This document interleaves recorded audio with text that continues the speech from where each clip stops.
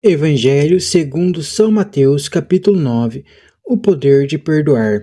Jesus subiu numa barca, passou para outra margem e chegou à sua cidade. Nisso, levaram a ele um paralítico deitado numa cama.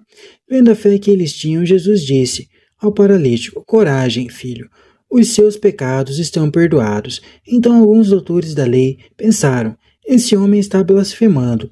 Mas Jesus, conhecendo os pensamentos deles, disse: por que é que vocês pensam coisas más? O que é mais fácil dizer: os seus pecados estão perdoados, ou dizer: levante-se e ande? Pois bem, para que vocês saibam que o Filho do Homem tem o poder na terra para perdoar pecados. Então disse Jesus ao paralítico: levante-se, pegue a sua cama e vá para a sua casa. O paralítico então se levantou e foi para sua casa. A multidão ficou com medo e louvou a Deus por ter dado tal poder aos homens. Justiça e misericórdia. Saindo daí, Jesus viu um homem chamado Mateus, sentado na coletoria de impostos. Ele disse: siga-me. Ele se levantou e seguiu a Jesus.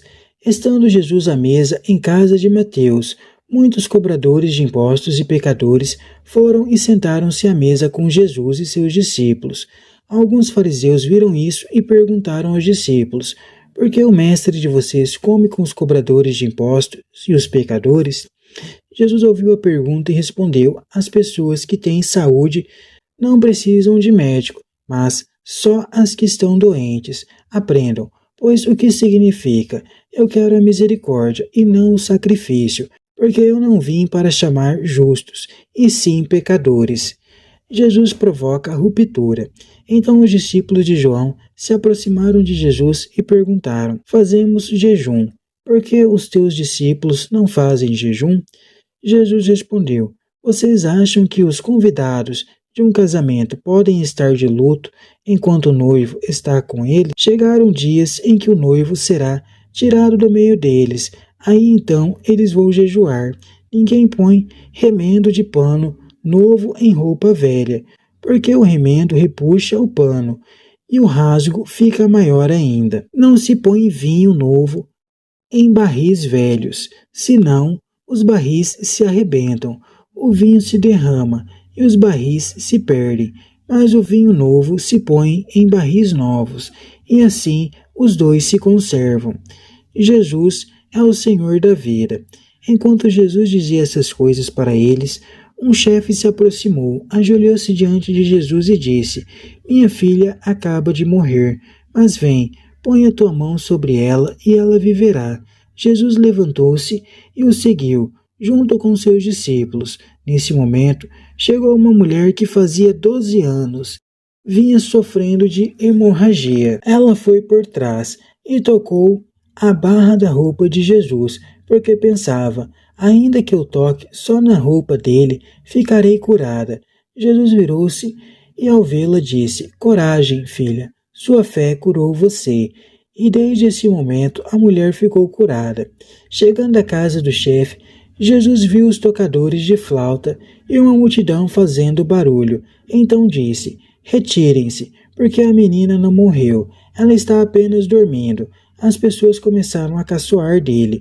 Quando a multidão foi afastada, Jesus entrou e tomou a menina pela mão. Então a menina se levantou. E essa notícia espalhou-se por toda aquela região. Jesus faz ver e falar. Quando Jesus saiu dali, 2 cegos o seguiram, gritando: tem piedade de nós, filho de Davi. Jesus chegou em casa e os cegos aproximaram-se dele. Então Jesus perguntou: vocês acreditam que eu posso fazer isso? Eles responderam: sim, Senhor. Então Jesus tocou os olhos dele, dizendo: que aconteça conforme vocês acreditarem. E os olhos deles se abriram. Então Jesus lhe ordenou: tomem cuidado para que ninguém fique sabendo. Mas eles saíram e espalharam a notícia por toda aquela região. Quando já tinham saído, os 2 cegos levaram a Jesus um mundo que estava possuído pelo demônio. Quando o demônio foi expulso, o mudo falou, e as multidões ficaram admiradas, e diziam: nunca se viu uma coisa assim em Israel. Mas os fariseus diziam: é pelo príncipe dos demônios que ele expulsa os demônios. A origem da missão. Jesus percorria todas as cidades e povoados, ensinando em suas sinagogas, pregando a boa notícia do reino e curando todo tipo de doença e enfermidade. Vendo as multidões, Jesus teve compaixão, porque estavam cansadas e abatidas, como ovelhas que não têm pastor. Então Jesus disse a seus discípulos: a colheita é grande, mas os trabalhadores são poucos. Por isso, peçam ao dono da colheita que mande trabalhadores para a colheita. Só Mateus acrescenta na conclusão as palavras: por ter dado tal poder aos homens. Desse modo, o episódio se torna a apresentação do poder de perdoar, que é entregue à comunidade da igreja. Com a citação de Oséias, Mateus esclarece o sentido da missão de Jesus. A justiça do reino é inseparável da misericórdia. Jesus veio substituir o sistema da lei, rigidamente seguido pelos fariseus. A justiça que vem da misericórdia abre as portas do reino para todos. A justiça do reino liberta os homens para o discernimento, ver, e expulsa a alienação, demônio, que impede de dizer a palavra que transforma a realidade.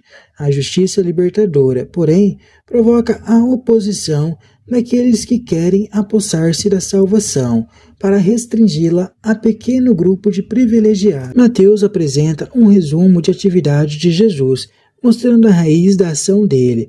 Nasce da visão da realidade que o leva a compadecer-se, isto é, ao sentir junto com o povo cansado e abatido. O trabalho é grande e necessita de pessoas dispostas a continuar a obra de Jesus. A comunidade deve assumir a preocupação de levar a boa notícia do reino ao mundo inteiro, consciente da necessidade de trabalhadores disponíveis para essa missão divina.